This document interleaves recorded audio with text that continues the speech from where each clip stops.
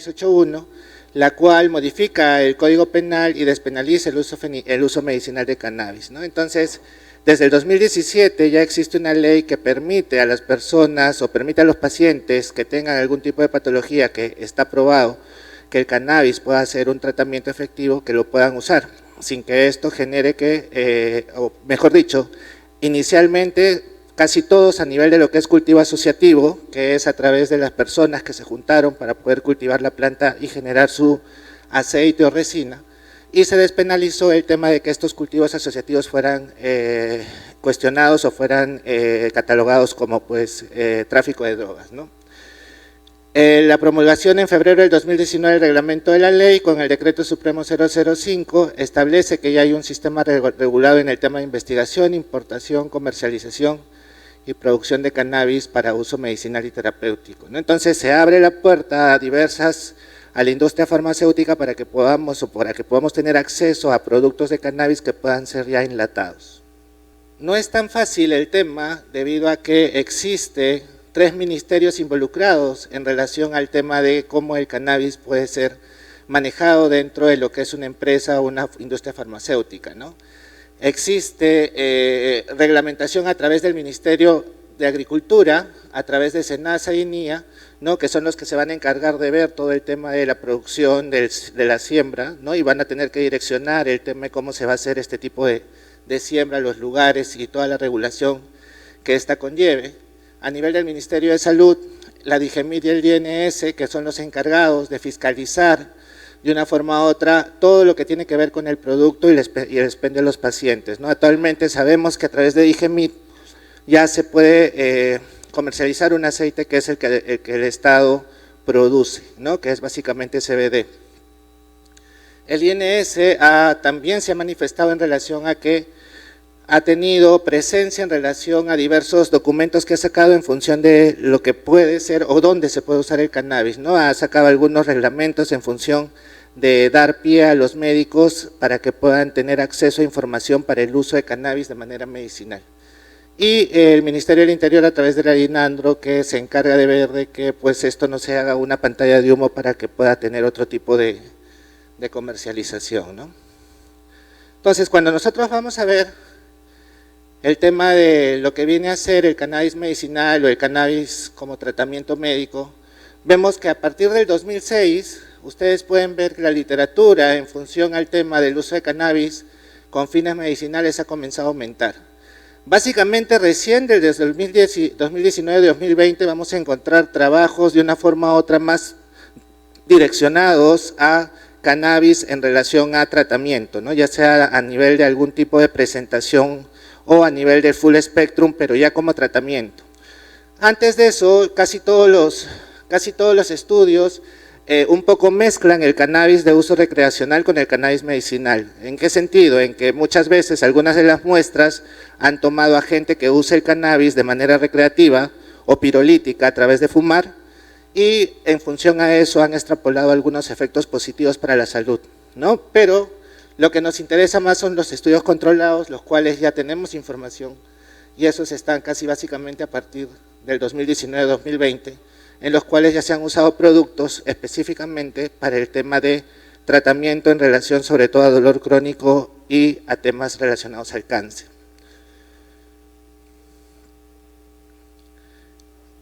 El MINSA ha publicado una información científica en relación a un documento relacionado a poder darle a los médicos la facilidad de que puedan tener un reglamento o una base en función a qué cosas podemos tratar con cannabis. Esta es la resolución ministerial 1120-2019 del MINSA, la cual tiene información extraída de los repositorios y bases de datos médicos a nivel de Medline, Ninamed, ¿no? Han hecho una búsqueda de todos los papers relacionados al tema del uso de cannabis medicinal y han generado un documento en el cual establecen para qué enfermedades o para qué patologías el cannabis puede tener algún tipo de efecto positivo. ¿Qué más hizo? Recopiló la evidencia científica hasta el año 2019. Como vieron ustedes en la dispositiva anterior, del 2019 a la fecha existe mucha más evidencia, entonces este documento también debería ser actualizado No ha variado mucho en relación al tema de lo que viene a ser la evidencia que se ha encontrado en las patologías en las cuales se puede usar, pero sí ha incorporado un poco de beneficio en relación a temas de ansiedad y de estrés postraumático, ¿no? Hace mención a lo que son los medicamentos derivados del cannabis con aprobación, ¿no?, en lo que es Estados Unidos y España, y detalla lo que son los nombres comerciales y también lo que es la formulación magistral. Esto es un tema muy importante. Cannabis es un medicamento que no lo tenemos en fórmula general. O sea, yo no le puedo dar a un trabajador, o mejor dicho, si viene un trabajador con dolor o con algún proceso inflamatorio, yo le puedo dar un ibuprofeno en una dosis que ya conocemos todos, ¿no?, una tableta cada 8, cada 12 horas. En el caso del cannabis, no. El cannabis usa una fórmula magistral en el cual nosotros tenemos que indicar los componentes que tiene la planta, los componentes que son el THC, el CBD o los terpenos que pueda tener, y en función a eso evaluamos cuánto de cada cosa va a tener el medicamento de acuerdo a la patología. No es lo mismo las gotas que le voy a dar a el aceite que le voy a dar a una persona por epilepsia que a otra persona que le pueda dar por dolor crónico o a otro paciente que pueda darle para ver efectos relacionados al tema de tratamiento por quimioterapia. Entonces, esto hace un poco bonito y apasionante el tema de poder manejar cannabis porque vuelves a lo que es fórmula magistral en el hecho de realizar la dosis para el paciente y es personalizada casi siempre. En la revisión bibliográfica que efectuó la autoridad sanitaria encontró evidencia del uso de cannabis en ciertas patologías que básicamente fueron dolor, en relación a epilepsia refractaria y en relación al tema de los efectos adversos de quimioterapia, ¿no? Fue lo más saltante donde la evidencia es concluyente de que el cannabis funciona. ¿Qué pasa en Perú? ¿Qué pasa en nuestro país? En nuestro país, miren ustedes, a partir de que se dio la ley, ¿no?, el 2017, y posteriormente a partir de que se dio el reglamento de esta ley, el número de pacientes que se registraron en el repositorio único de pacientes usuarios de cannabis comenzó a aumentar y esto es ascendente. O sea, acá esto va a seguir aumentando en los siguientes años y va a seguir aumentando de una manera muy acelerada. ¿Debido a qué? Debido a varios factores, ¿no?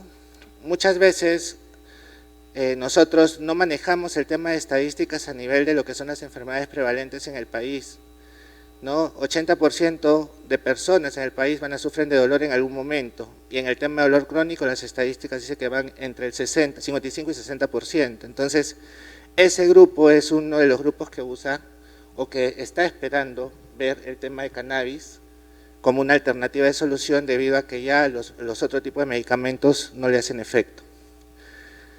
Miren qué pasó el 2022, perdón. No.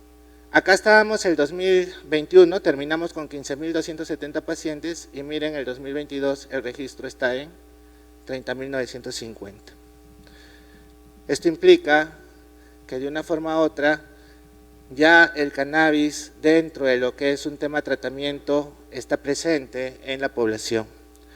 Y esto implica de que nosotros tenemos que tener en cuenta que un paciente o una persona que tiene un diagnóstico por el cual usa cannabis, que está registrado, que tiene tratamiento, no podemos tomarlo como un paciente usuario de alcohol y drogas, ¿no?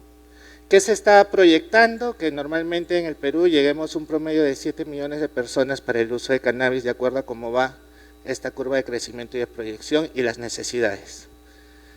¿Cuál es la distribución de pacientes por regiones? Bueno, Lima tiene el mayor porcentaje, esto debido a que al ser un tema nuevo, como siempre, la capital es la primera que tiene mayor posibilidad de tener las farmacias que expenden, ¿no? Porque ese es otro tema, o sea, cannabis no lo podemos comprar en cualquier farmacia, tienen que ser farmacias registradas, ¿no?, las cuales vendan, o farmacias magistrales las cuales puedan realizar el producto. Pero de una forma u otra vemos que ya hay otras regiones en las cuales el uso también está aumentando y eso es positivo porque la descentralización o el acceso al producto en las regiones también va a permitir que de una forma u otra esto se pueda generar más beneficio a otras personas, ¿no? ¿Cuáles son ¿Cuáles son las patologías para las cuales se consume cannabis acá? O estos pacientes que hemos visto están yendo por cannabis: ansiedad, artritis, artrosis, quimioterapia, diabetes, dolor agudo, dolor crónico, anorexia, Parkinson, epilepsia, etcétera, ¿no? Estos son los diagnósticos más frecuentes por los cuales se está prescribiendo cannabis acá en el país. En el mercado existen 55 productos para fórmula magistral, 5 productos de cannabis con un registro sanitario, no hay ningún producto por vía inhalatoria. Nuestra normativa establece que el uso inhalatorio a través de la vía pirolítica está prohibido, pero el uso a través de la vía no pirolítica, esto quiere decir como si fuera una nebulización, eso es válido. Y la literatura establece, por ejemplo, en el caso de dolor agudo o un evento agudo de un dolor crónico, mejor dicho, la mejor solución es el uso no pirolítico, ¿no? A través de la vaporización de cannabis.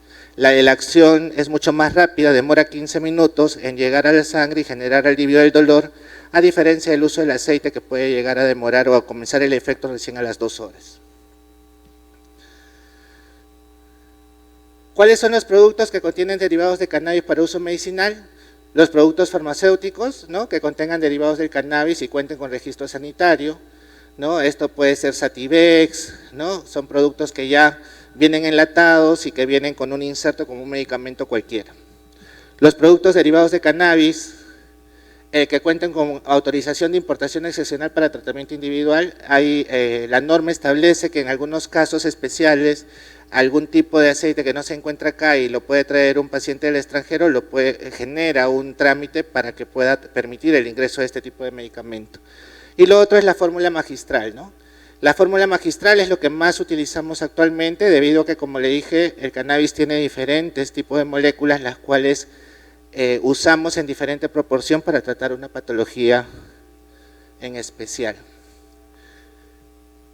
Normalmente, del total de pacientes, el 34% de lo que vienen a ser los pacientes usuarios de cannabis han sido atendidos en regiones, y un 5%, el 10% del total atendido en establecimientos de salud en las regiones, ¿no? Entonces esto implica que casi todo está actualmente centralizado en Lima, ¿no?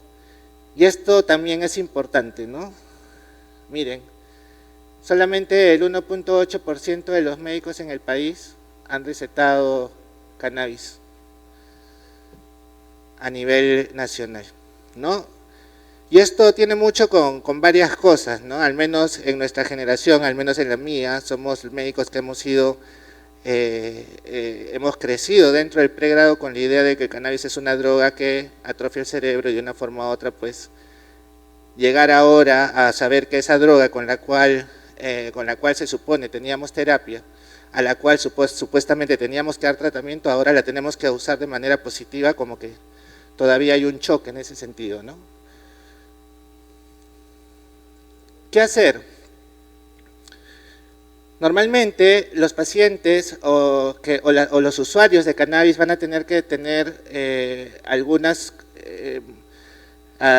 procedimientos para poder estar dentro de lo que es la norma, dentro de lo que es la ley, ¿no? Lo primero es que tienen que acceder a lo que viene a ser el registro de paciente de uso de cannabis. Esto es a través de la página web de DIGEMIT.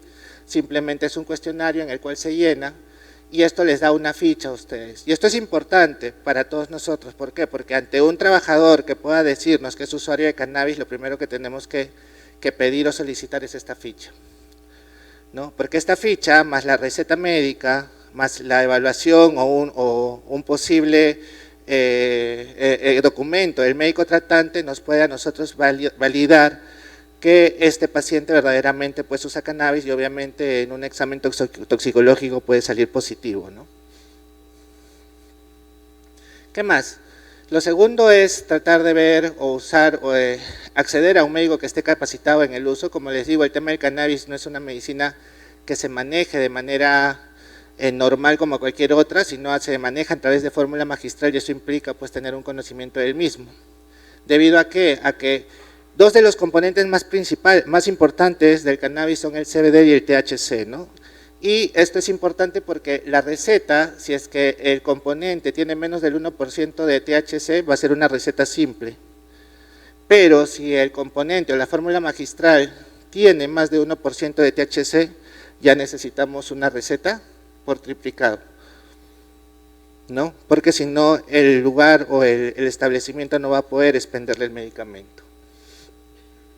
Como les dije, ya hay farmacias que tienen licencia comercial para poder usar el cannabis, y una de ellas es Digenbin, ¿no? Cuando uno va a la farmacia de Digenbin, normalmente le dan este papelito en el cual le dicen cuáles son los pasos que tiene que tener para poder acceder al tema de cannabis, al tema del producto, y de una forma u otra, pues dentro de lo que es la receta tiene que estar indicado básicamente cuánto es la concentración, cuánto es el porcentaje y qué tipo de molécula es la que vamos a usar, ¿no? No está autorizado, de acuerdo a nuestra ley, la comercialización a domicilio vía internet, ¿no? Por más que esto lo vemos a cada rato, ustedes pueden entrar, hay diversas páginas web que venden o de una forma u otra promueven el uso de cannabis o el aceite de cannabis, inclusive algunos te dicen cada tipo de aceite para cada patología, cosa que no es así, no está establecido de esa manera. Pero de una forma u otra, eso, de acuerdo a ley, está prohibido y es sancionable. Entonces, después de esta pequeña introducción, vamos a lo nuestro. ¿Qué hacer? ¿Cómo impacta el cannabis en el mundo del trabajo? ¿O cómo va a impactar? Primero, en el mundo del trabajo, en términos generales, aún no se ha reconocido formalmente los beneficios del cannabis, ¿no? Particularmente porque el discurso que predomina es el del estigma y la desinformación. Todos, de una forma u otra, al menos hasta mi generación por lo menos, hemos hecho el pregrado, ¿no? Llevando en el uso de fármacos en psiquiatría el tema de cannabis como una droga que lesiona el cerebro, que te vuelve bruto y todo ese tema, ¿no? Entonces, lo primero que tenemos que ver es que tenemos que comenzar a desaprender para volver a aprender, porque hay que diferenciar el uso del cannabis recreativo y el uso del cannabis medicinal. Y en el uso del cannabis medicinal sí tenemos que desaprender. ¿Por qué? Porque un trabajador que tenga una patología para la cual usa cannabis, que le hace bien y que dentro de esto, en su puesto de trabajo, no genera ningún factor de riesgo, por el hecho de usar cannabis, no puedo dejarlo sin trabajar, ¿no? Ha existido una tendencia de asumir sin relevancia, sin evidencia, que una persona que trabaja y usa cannabis no producirá o cumplirá con sus responsabilidades en el puesto y tendrá accidentes laborales, ¿no? Los marihuanos, ¿no? Marihuano, que va a trabajar flojo, pelo largo, desordenado, se duerme, ¿no? El concepto que tenemos cuando hablamos de que una persona que nos diga que usa cannabis, ¿no? Y eso no es real, no hay ninguna evidencia en ese sentido, o que nos diga que eso pasa. Estamos hablando del cannabis medicinal. Este cannabis medicinal es controlado. Yo sé cuánto le estoy dando al paciente de THC o de CBD y sé los efectos que puede tener. Por lo tanto, puedo asegurar que esto no va a pasar. Las empresas tienen como desafío minimizar o eliminar las prácticas discriminatorias según recomendación de la OIT y de las diversas leyes laborales de no discriminación en distintas partes del mundo, ¿no? Como les dije, un paciente que usa cannabis y esto le permite realizar su trabajo, reinsertarse en el medio laboral, como muchos pacientes que sufren de epilepsia, por ejemplo, yo no puedo hacerle un examen toxicológico que salga positivo y decirle no puedes trabajar. Y esto es algo que de repente muchos de ustedes no sabían, ¿no? Miren, en relación a lo que viene a ser la nicotina, la heroína, la cocaína, el alcohol, la cafeína, miren el grado de dependencia que puede generar la marihuana. Una persona puede volverse más adicta al alcohol que a la marihuana. No existe literatura que establezca que una persona ha muerto por sobredosis de marihuana. No hay una dosis letal. Pueden buscarlo, no hay una dosis letal a diferencia del tema de cocaína u otro tipo de componentes. En el caso de marihuana no existe una dosis letal. Hay casos de muerte por marihuana, pero como efecto secundario, ¿no? Personas que fumaron, manejaron, se quedaron dormidos y se estrellaron, pero no murieron por una intoxicación de marihuana. Entonces, esto es importante, ¿por qué? Porque si nosotros hablamos de hacer prevención dentro de nuestra empresa y si nuestras políticas de alcohol y drogas van en función a eso, entonces creo que deberíamos actuar sobre todo acá, ¿no? Para esto no necesitas receta. Entonces, creo que todos nosotros cuando vamos a atacar un factor de riesgo dentro del tema laboral hacemos hacemos nuestra curva de Gauss, ¿no? Vemos qué es lo que genera más impacto, ¿no? ¿Dónde puedo tener yo mayor dificultad? Entonces, si es que vamos a atacar algo, ataquemos esto. Miren la diferencia. Es interesante ver que la OIT en el año 2006 se pronunció sobre este tema. Pueden buscarlo, existe una pronunciación de la OIT del año 2006 sobre lo que viene a ser los controles de drogas en el lugar de trabajo. Y establecen que la realización de controles de consumo de drogas constituyen un asunto intrínsecamente polémico que plantea la cuestión de dónde debe trazarse la línea divisoria entre el derecho a la intimidad y el derecho al profesionalismo, ¿no? Entonces parece que ya la OIT tenía una idea de que esto en algún momento podía pasar y comenzó a dar algún tipo de intervención en este sentido, ¿no? Y vemos las dos partes, ¿no? El primer argumento a favor de los que están a favor del control de drogas en el lugar de trabajo atañe que sobre todo las profesiones en las que la seguridad resulta ser esencial, ¿no? Sectores como medicina, transporte y producción, necesitamos ver la capacidad de juicio que no está deteriorado y teniendo la idea de que la marihuana malogra el cerebro o destruye el cerebro, te hace más tonto, pues esto obviamente podría generar un factor de riesgo para tener un accidente para la persona o sus compañeros. Y los que discrepan del valor de lo que viene a ser los controles de drogas en el lugar de trabajo argumentan que estos solo pueden indicarse con el uso de sustancias, pero que no se sabe la repercusión en el rendimiento y ni permite distinguir entre el uso y abuso de drogas, ¿no?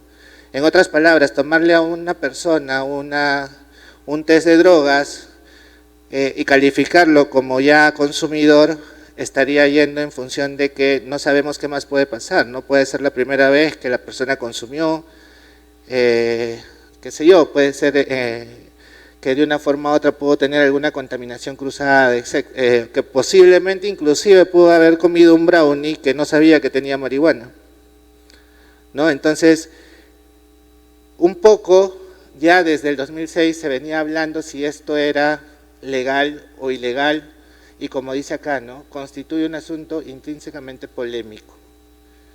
¿Por qué? Porque nuestras políticas de alcohol y drogas tienen que ir en función a ¿qué? Ayudar a rehabilitar al trabajador. Para eso son las políticas, ¿no? Nuestra política no debería ser que si el trabajador sale positivo ya drogadictos no ingresan a la empresa, no, se supone que las políticas son para ayudar a rehabilitar al trabajador, ¿no? Pero lamentablemente en la práctica pues no es lo que hacemos. ¿Qué sucede con el control de drogas en el lugar de trabajo? Miren, en el Reino Unido la negativa a cumplir un requisito como a hacerse una prueba, si un trabajador se niega a hacerse una prueba, es una violación disciplinaria, una falta grave. En Finlandia, el 2001 promulgó una ley que destinada a legalizar los controles de consumo de drogas en el lugar de trabajo. Francia, Noruega y Países Bajos, solo los trabajadores en puestos importantes en materia de seguridad pueden someterse o deben someterse a este tipo de controles, ¿no? En Francia solo los médicos de la empresa pueden decidir respecto a la realización de las pruebas y no el empleador. Entonces, no hay un consenso a nivel de lo que viene a ser los países en Europa. En Latinoamérica no he encontrado nada sobre el tema del control, por eso no les he puesto. Y bueno, en el caso de nosotros básicamente muchas veces lo hacemos ¿por qué? Porque algún médico antes de nosotros lo puso, ¿no? Control, 5 drogas. Desde 5 drogas todos los hacemos preocupacionales, indistintamente del puesto de trabajo, indistintamente si es que tiene razón, tiene sentido hacer este tipo de test o no. Entonces la idea es que comencemos a revisar eso, ¿no? ¿A quiénes debemos hacerlo y por qué? ¿En qué me baso para hacer yo una prueba de alcohol y drogas, o perdón, una prueba de drogas en un puesto de trabajo en específico? ¿Cuál es el riesgo que implica que el trabajador sea consumidor? Y la otra pregunta, ¿no? ¿Qué va a pasar si es que sale positivo? ¿A dónde va mi política?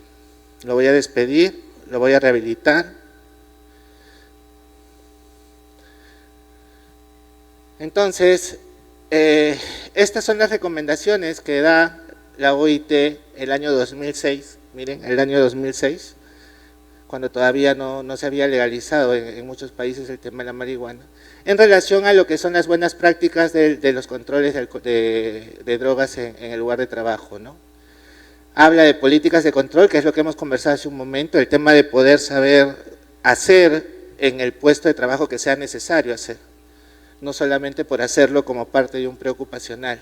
Habla del tema de la confidencialidad, habla del tema de la calidad de la prueba. Verificar verdaderamente, porque como todas las pruebas pueden haber falsos positivos como falsos negativos, entonces tenemos que verificarlo. El tema de la consulta, ¿no? Y el tema de revisar, o sea, dar el tema de poder ver verdaderamente si es que esta positividad de una prueba va en función si la persona puede ser o es consumidor normal, es un consumidor periódico, o puede ser que sea simplemente una contaminación una primera vez que usó. Y asimismo, genera ciertas directrices en función de cómo podrían ser o cómo deberían ir, hacia dónde deberían apuntar las políticas de alcohol y drogas en las empresas, ¿no? Relacionados a qué, básicamente al tema de poder ayudar a reinsertarse al trabajador en el caso de que hablemos de un trabajador pues que use el uso de drogas en general de una forma recreativa o una forma adulta, lo que se llama ahora. Actualmente se presentan que para nosotros poder tener una política de alcohol y drogas en el centro de trabajo debemos reformular nuevamente este tema, ¿no? Reconocer que el movimiento de tratamiento de cannabis medicinal como algo legítimo en la visión corporativa, en las políticas y los procedimientos y cultura organizacional de la empresa. Entonces, es importante que ya le demos una mirada a la política y podamos ver también qué va a pasar con este tipo de trabajadores, porque ya los van a comenzar a tener.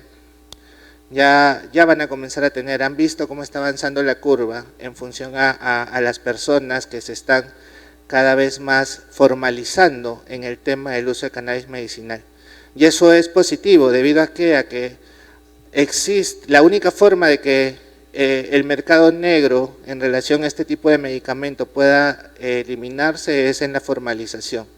Y existen muchos pacientes que no se formalizan, ¿por qué? Porque creen que el empleador va a entrar al repositorio, va a buscar y si ve su nombre lo va a despedir, ¿no? Entonces es importante que nosotros podamos también clarificar con la alta gerencia, ¿no?, que no son campañas discriminatorias, ¿no?, que el tema de que un trabajador salga positivo no significa que no es que estamos buscando a todos los drogos de la empresa para votarlos, no es la función, no es la idea. Hay que expresar el apoyo hacia el tratamiento del cannabis medicinal en todos los procesos organizacionales, debido a que, aunque no lo crean, hay algunas personas que gracias al uso de cannabis medicinal han podido volver a trabajar. Hay casos que verdaderamente a uno lo dejan, hay veces con la boca abierta, podemos ser incrédulos, hay veces, pero cuando los ves, verdaderamente dices, si esta persona llegó a un estado de tener 5 convulsiones en una semana, que no podía hacer nada, y ahora no tiene convulsiones o tiene una convulsión al año, y ha vuelto a realizar su trabajo, ha vuelto a ser productivo, ¿cómo le puedes decir que no puede trabajar? Habiendo obviamente revisado el puesto de trabajo y viendo que pues no hay ningún factor de riesgo relacionado al consumo de cannabis de manera medicinal, ¿no? Y hay que desarrollar adiestramientos de sensibilización sobre el tema, ¿no?, para las personas que ya llevan tiempo en la empresa, porque como ya les dije, hay que desaprender para volver a aprender, ¿no? ¿Por qué? Porque eso también va a generar un impacto posiblemente en las empresas donde pueda haber sindicatos o trabajadores mayores en relación al tema de lo que puedan ellos pensar a través de tener pacientes que usen cannabis o compañeros de trabajo que usen cannabis. Entonces, ¿Cuál es nuestra función en función al tema del cannabis y el puesto de trabajo? Es lo mismo de siempre, ¿no? El puesto de trabajo es una serie de tareas que realiza una persona, las cuales nosotros tenemos, estas tareas las tenemos nosotros a través del IPER, a través del MOF, la tenemos bien valoradas en relación a los riesgos que puede atraer para la salud de este trabajador. Entonces, yo genero a través de los diversos exámenes médicos, a través de las evaluaciones, los monitoreos o mi programa de vigilancia, genero si esta persona va a estar apto o no apto.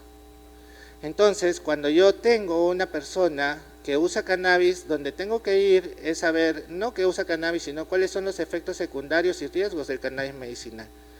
¿Por qué? Porque como cualquier otro medicamento, tengo que ver si alguno de estos efectos adversos puede generar que el trabajador al realizar sus funciones pueda accidentarse o pueda generar el accidente para otra persona,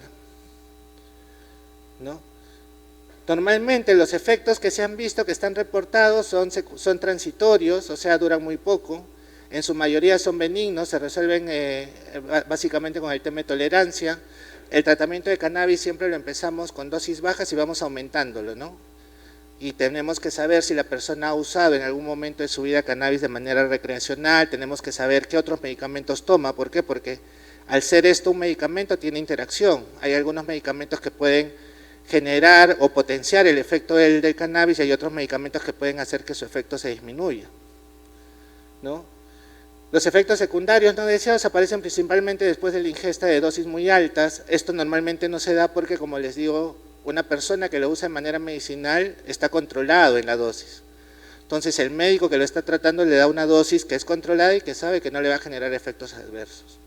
¿Cuáles son los efectos adversos más conocidos? El primero, sequedad de la boca, el segundo somnolencia y el tercero, pues el tema de ojos rojos, ¿no?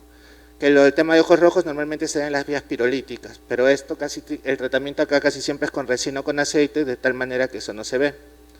Entonces, si hablamos de efectos adversos, el que me generaría un posible problema sería la somnolencia, ¿no? Que un trabajador se me duerma. Entonces tengo que ver si dentro de las tareas el que este trabajador tenga somnolencia puede generar un accidente de trabajo. ¿Qué puestos de trabajo tenemos que ver en el caso de que la somnolencia pueda ser un factor de riesgo? Operadores de grúa, operadores de maquinaria, choferes, trabajos de altura. Entonces, tengo que evaluar y ver, ¿no? Porque no solamente decir somnolencia no puede hacer, entonces tendría que ver si estos pacientes son alérgicos y toman antihistamínicos, tampoco debería dejarlos hacer ese tipo de trabajo. Porque el efecto adverso del antihistamínico, ¿cuál es? Somnolencia, ¿no? Entonces, es lo mismo, tenemos que valorarlo de esa manera. Veamos cuáles son los efectos adversos en función de eso, veamos las tareas, veamos nuestros documentos de gestión, ¿no? Integremos todo y tomemos una decisión. Y la decisión es de nosotros. Esto es acto médico. Y el acto médico está basado en nuestro conocimiento, en nuestra experiencia, en nuestra expertise. Y es lo que nosotros tenemos que defender al momento que hacemos un acto médico, tomamos una decisión frente a la empresa. Porque la decisión que estamos tomando es en pro de la empresa, ¿no? Si yo veo que esto no es compatible y digo sí que va porque soy, qué sé yo, defensor, o sea, obviamente pues eso no está bien, ¿no? Pero si veo que esto no interviene con el trabajo y simplemente porque salió positivo ya quieren que al trabajador lo saquemos de su puesto de trabajo, pues tengo que yo sustentar, al menos dejarlo por escrito, pues de que esto médicamente es factible. ¿Cuál es el rol del médico ocupacional ante un trabajador en tratamiento con cannabis medicinal? Lo primero es desactivar tus prejuicios. O sea, es un trabajador que viene por un tema que trae un medicamento y es como lo tenemos que ver. Si el trabajador entra y dice, doctor, sí, bueno, mire, ¿sabe qué? Estoy usando cannabis, y yo ya de frente digo marihuana, ya lo taché,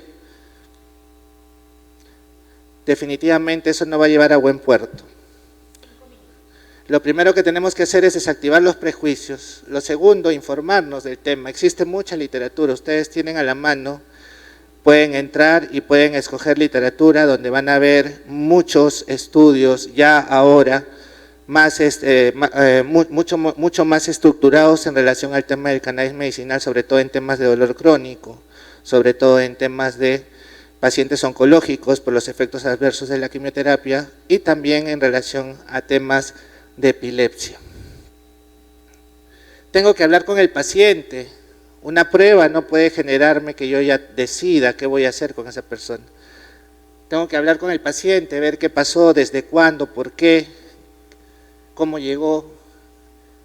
También, si es posible, hablar con el médico que lo está tratando, ¿no? Si el paciente es un paciente que usa cannabis medicinal, no va a tener ninguna oposición en decirme quién es el médico tratante, ¿no? Y poder conversar con el médico y poder abrir un poco más el tema de los posibles riesgos que pueda tener, de cómo va en el tema del tratamiento, así como hacemos a veces con algunos pacientes que hacemos seguimiento por hipertensión, por diabetes o por otro tipo de enfermedad. Y lo otro es tenemos que ver el puesto de trabajo. Tenemos que ir, ver el puesto de trabajo y verificar de que alguno de los efectos adversos, como ya hemos visto, pueda generar algún tipo, puede intervenir negativamente en relación al puesto de trabajo. ¿Qué es lo que se viene? Se viene, como les digo, en relación al cannabis medicinal se vienen para nosotros dos momentos. El primero, el tema de poder hacer la vigilancia de las empresas que ya están trabajando en la siembra de cannabis, ¿no? Cannabis, existe también literatura en relación a lo que son factores de riesgo en los cultivadores de cannabis.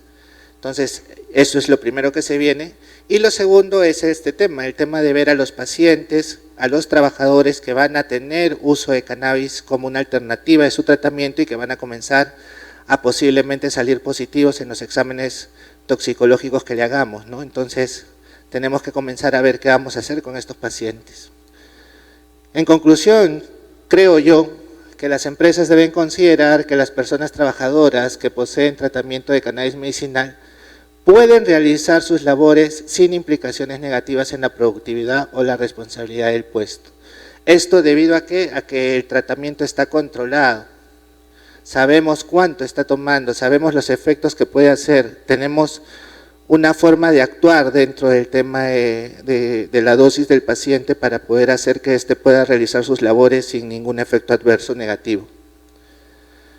Las empresas tienen una responsabilidad social corporativa de educarse, desarrollar estrategias de manejo y gestionar efectivamente el talento humano que utiliza cannabis como terapia paliativa de manera legal. Particularmente si desean promover que el personal no lo oculte o lo utilice de una manera clandestina durante el periodo de las horas laborales, es mejor siempre poder saber que nuestro trabajador es un paciente canábico. Entonces, y esto va a ayudar mucho también al tema de evitar el tema del mercado negro, ¿no? Actualmente en el país casi el 70% de las personas que usan cannabis de manera medicinal adquieren el producto del aceite en el mercado alternativo. No, esto está cambiando debido a que, como ya les enseñé, muchos pacientes están ya siendo registrados en las páginas del DIGEMIT y esto hace que puedan acceder mucho más al tema de un cannabis de mejor calidad, que es el que se extiende en las ventas o el que se vende en las tiendas que están aprobadas o tienen reglamentación respecto al uso de cannabis.